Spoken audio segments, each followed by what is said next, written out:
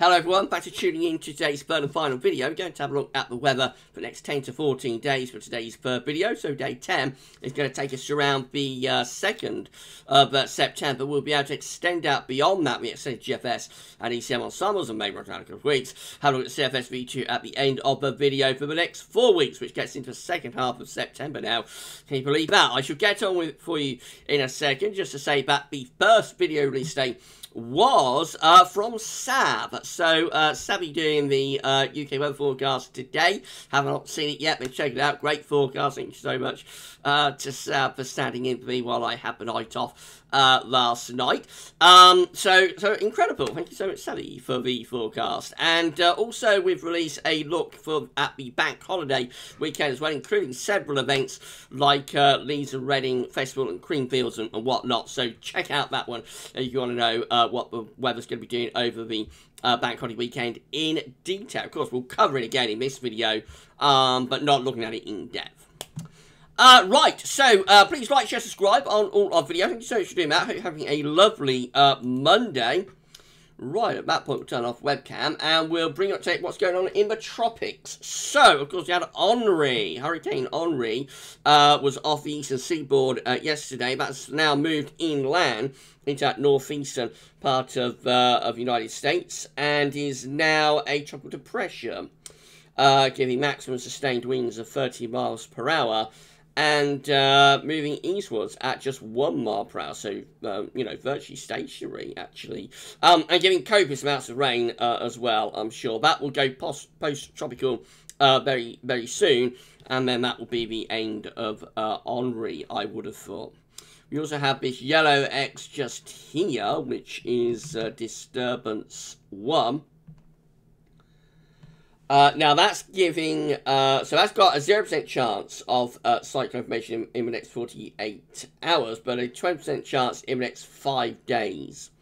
They're saying with this disorganised shower activity over the eastern tropical Atlantic, several hundred miles west of Cape Verde Islands, is associated with a broad area of low pressure. Little, if any, development is expected to occur during the next couple of days. Some gradual development, however, is possible by the middle to latter part of the week, as the low pressure moves northwards at 10 to 15 miles per hour over Central Atlantic. So in the immediate time frame, that's not going to do much, but that may be a slow burner. So by the end of a week, that might be, you know, that might be developing into something. But like within the next sort of 2 to 5 days, it's not going to do much. But as I say, that could be a bit of a slow burner that starts to develop very slowly towards the end of the week.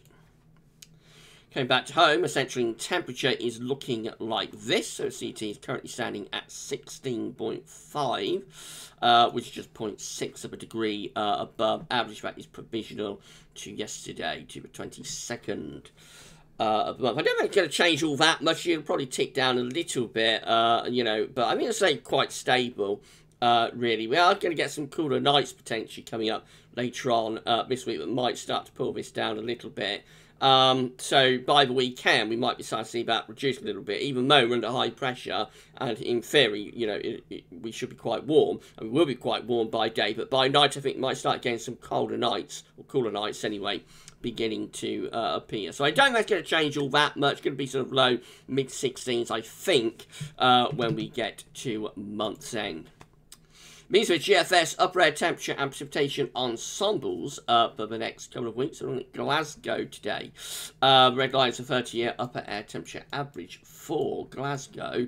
We're already a little bit above average with the upper air temperature. They're going to rise further through the course of this week. It is going to be warmer in the north and northwest of the country compared to the south and southeast, which is something we've had you know, quite a lot of that going on this summer, where it's been warmer in Scotland than it has in southern England, which is very unusual. You know, normally it will, normally you always think that it'll be warmer in the south than in the north, but occasionally you do get like strange summers that do something different. This has been one of those very strange summers. First time since 1997, I think, that that Scotland has a warmer summer than southern England. But anyway, it is going to be getting warmer again in the north through the course of this week. And then over the weekend and towards the start of September, we begin to see a drop in the upper air temperatures. Through the first week of September, we might actually go cooler than average. You're going to see in a moment that the GFS operation runs are again playing around with retrogression as they were on Saturday. We backed off that yesterday, but the idea is sort of coming back within some of the GFS output at the moment, and I'll show you it in a second. But that's what causes this drop in the upper air temperatures, and also, of course, surface temperatures through the first week of September, if we do pull in northerly winds via a high pressure going into retrograde. Going to be loads of dry weather over the next week or so as well. So barely any measurable rain at all in Glasgow over the next week, which is quite unusual. For the first week of September, it looks like it's starting to get a bit more unsettled then. But yeah, that's a long way out. It's in the unreliable time frame of the GFS and its ensemble, but further out we progress, it does also, the precipitation spikes start to come back a little bit. Temperature anomalies from the 23rd to the 31st of August are going to be above average. And again, you see particularly so in the north, so Scotland, Ireland, more above average than England and Wales. England and Wales is a little bit above average, but not much, you know, very close to slightly above average. But in those deeper red colours, across Scotland and also into Ireland, indicative of the fact that it will be warmer the further north and northwest you go. Notice most parts of Europe looking quite cool, actually, temperature anomalies in the weekend, and very dry as well. So 23rd to 31st of August with the precipitation anomaly is really significantly drier than average. Latest wind flow map from earth.oldschool.net shows that we are now under high pressure. So the area of high pressure has ridged in and built over the top of the country. Around the high, we're bringing in a wind from like a northeasterly direction. So that's the reason that, despite that we're going to be under high pressure for the next week, we aren't talking about a heat wave here. If we drag this up a little bit, or down, I suppose, you can see that the air is originating, the wind and the wind flow is originating from like Norway and coming down into the UK and also through here as well. So relatively cool, you know, origins of the air mean that despite that we are going to be under high pressure, we'll have a lot of sunshine, and upper air temperatures will be relatively warm as well. Despite that, we're not talking about a heat wave, we're just talking about sort of pleasant warm weather. Not bringing the air up from the south, it's actually coming in from the northeast. Right, let's start going through some chart data then. So we'll have a look at the UK Met first of all. Should have done webcam back on. This, why not? Hello, I've returned. Right, so we'll start going through some chart data then. So the UK Met looks at weather outlook for Thursday. High pressure dominating, but as I was just explaining, we are bringing in the wind from a northeasterly direction with that, so we're not going to be talking about heat wave, just pleasantly warm. Into Friday and then into weekend, high pressure dominating the weather, sitting over top of the country. Going to be a classic bank holiday weekend all the way up to bank holiday Monday, 30th of August, a week today. We're under that big area of high pressure, 1030 millibars. So it's going to be a classic bank holiday weekend, you know, mainly dry, fine, and pretty warm. This is how a GFS 6Z is looking as well, so high pressure dominating the weather. Going to hear about high pressure a lot in this video, I think. High pressure dominating the weather over the country on Thursday. Upper air temperatures looking quite warm as well on Thursday. Not excessively hot, but quite warm. Don't often show you these. These are the thickness lines and combined with cloud cover. So if I want to just explain this very quickly. So the thickness is just another way of looking at temperature within the atmosphere. Really, where we've got this 564 line just here, this sort of lemon-coloured line. That's summer. If you're within that line, or that line is north of you, then you're going to be in summer like conditions. This green line, this line-coloured line, the 546 line, that is like autumn. You see how autumn essentially is lurking within the northern latitudes at the moment. It's around Iceland, it's around Greenland, many parts of northern Scandinavia, you know, got autumnal temperatures. You can just about make out 5 to 8 line as well. That's winter. So that blue line, just bare 5 to 8 line, is like one of the minimum requirements to get snow in the winter. So you'll see much more of that, of course, as we get into winter, or maybe not, getting into winter, I should say, or maybe not if we have a polar vortex of doom. But that's where winter is lurking, right in the centre of Greenland at the moment. Otherwise, autumn is to our north, and we're within sort of summer-like conditions still, really, at the end of the week. Right. Keep that in mind. We'll have a look at that again a little bit later on. This is how things look on Friday. Again, we're under high pressure, bringing loads of dry and fine weather once again. That carries on into weekend. No change over weekend. It's going to be set there through this bank holiday weekend. Notice with time, though, into next week, the GFS midnight run starts to move that high pressure from east to west. Retrogression. Once again, showing up on the GFS midnight run, and eventually by the beginning of September, moving up to day 10, the GFS midnight run started to take that high pressure up towards Greenland into the North Atlantic. So by day 10, which is the 2nd of September, yes, we are set up like a blocking feature around Greenland and in the North Atlantic, and that is turning wind into the north, with low pressure plunging through Scandinavia. So much cooler air beginning to dig in from the north, probably bringing showery rain into the north as well. But the main thing is a drop in the temperature. Look at the upper air temperatures, they are lowering substantially as we go into the beginning of September. And we keep those northerly winds going then through into the 3rd of September as well. Again, upper air temperatures look much, much cooler, don't they? Real change there. And these have the thickness lines looking at this point. So notice that the summer line, the 564 line, has gone off down to Spain and Portugal. We are now within the 546 line, so that's like autumnal air descending southwards. Notice the 528, the winter line, is expanding to our north on those northerly winds as well. So, you know, that's a touch of winter moving in towards Svalbard, for example, by the 3rd of September. But definitely a change to more autumnal weather at the beginning of September on this GFS midnight run with these northerly winds. And these northerly winds then carry on to the 4th of September as well. But the high pressure finally starts to slip down over country. We'll cut off the northerly if that comes off. But what that does is probably brings us some quite cold nights in that area of high pressure, maybe even ground frost levels of cold, particularly so for the north. By the very end of the GFS midnight run, though, the high pressure is moving towards Germany, and we're beginning to pull warmer air back up from the south. So the upper air temperatures are really lifting up quite a bit by the time we get through to the 8th of September, which is as far as we go. And notice the 546 line, the autumn line, being pushed back to Iceland again, and the 564 line is expanding northwards, so summer-like temperature beginning to push back northwards through France. The 528 is expanding again to our north, so that's the winter line, and here we can actually see a little bit of the 510 and 492 thickness lines getting going. That's the polar vortex beginning to show its hand over the central part of Greenland. That's very, very cold air, and you know, and usually so actually for early September, see 492 thickness line that early.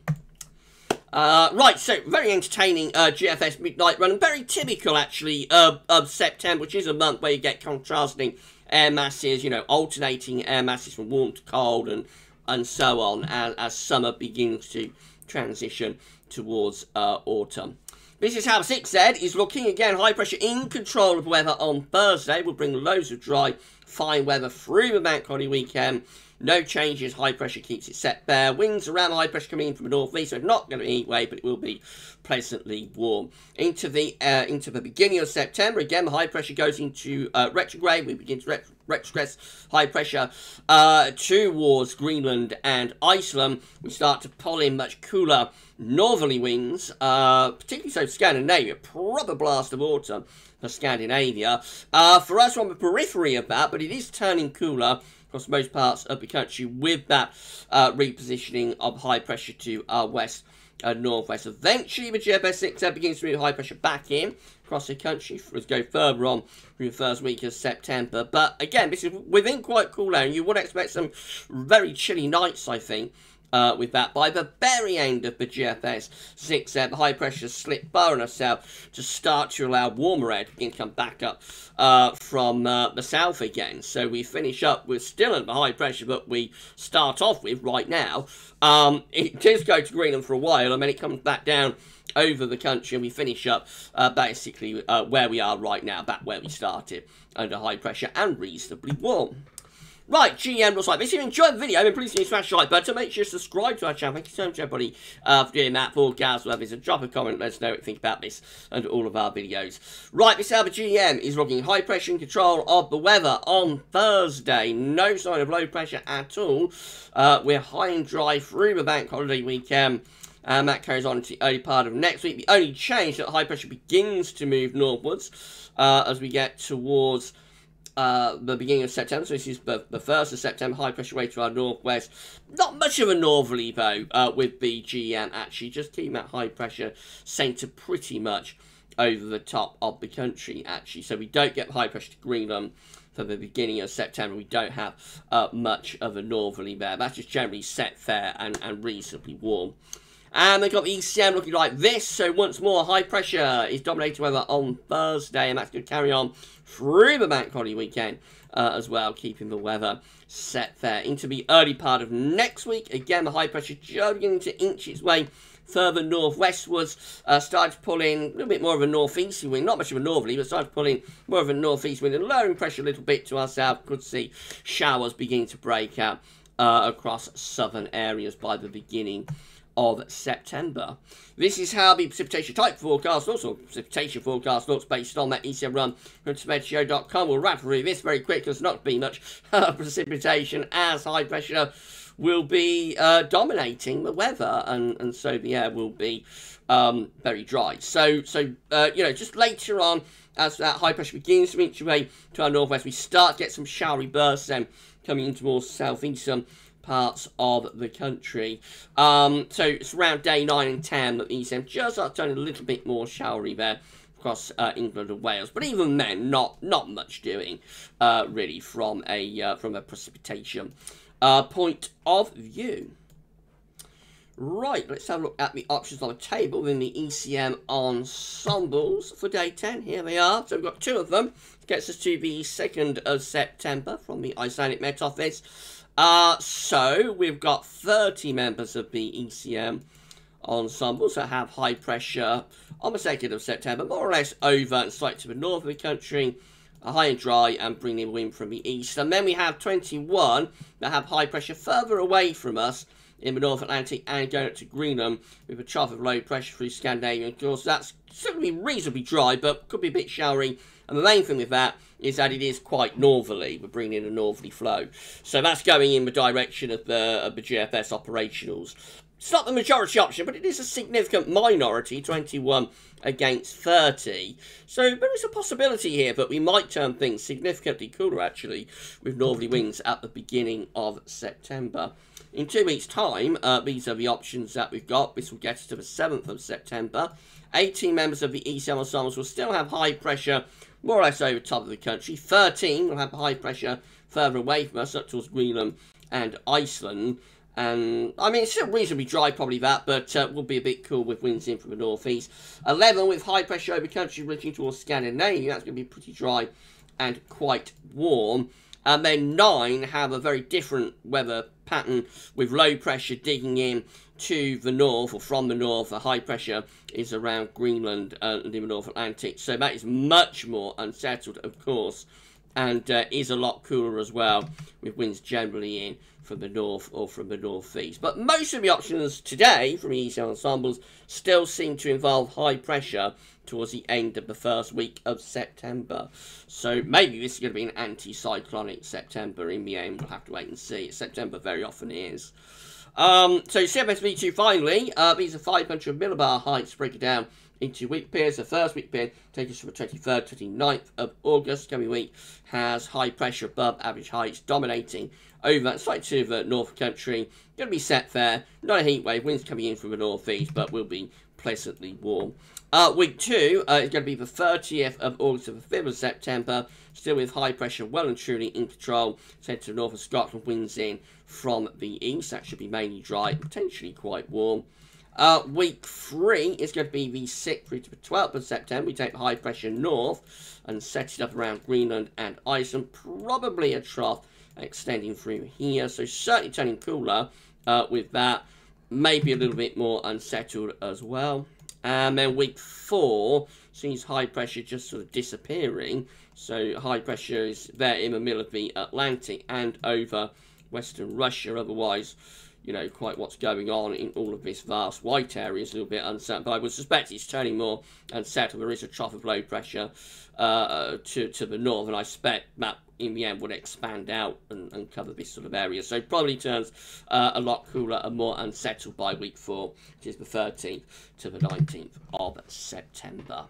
So everything's still there, but September might turn unsettled. But certainly the first week of it at the moment is looking relatively dry. It's just a question of where that high pressure is going to go. Will it go north? Will it retrogress to Greenland and pull in those northerly winds? If it does, we could have quite a cool, maybe, you know, chilly start to September. Right, if you enjoyed the video, please smash the like button. Make sure you subscribe to our channel.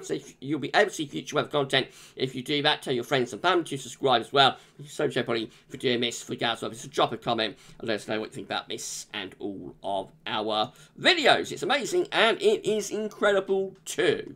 We've got to put on around 80 subscribers to get to 11.9k. So subs again move quite quickly over the weekend, and we are well and truly grinding our way to 12,000 subscribers, when we are going to give away some merch. A couple of GavsWeatherVids pillows will be given away when we get to 12k, and actually when we get to 11.9k we'll start you know, we'll open up the competition, and we'll start taking people's names, and I expect it'll be a prize draw like we usually do. So we'll start, people will start submitting their names to win those pillows when we get to 11.9k. Another 80, less than 80, actually around 77 I think now, to go to get to 11.9k. What an amazing achievement. 12,000 subscribers is going to be unbelievable.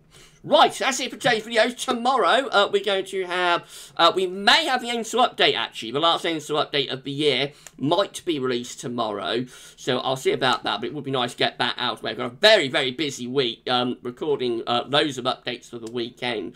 So I don't know how I'm going to fit it all in, but I will get it all done. And it would be nice to get the Ensemble update out of the way. So you might see that tomorrow. We will also have the EC 30-day/6 weeks look ahead for the UK and the rest of Europe as well as a 10 to 14 day also, of course. So a lot coming up tomorrow. You enjoy the rest of your Monday, and for this video, that's all for now, and thanks for watching.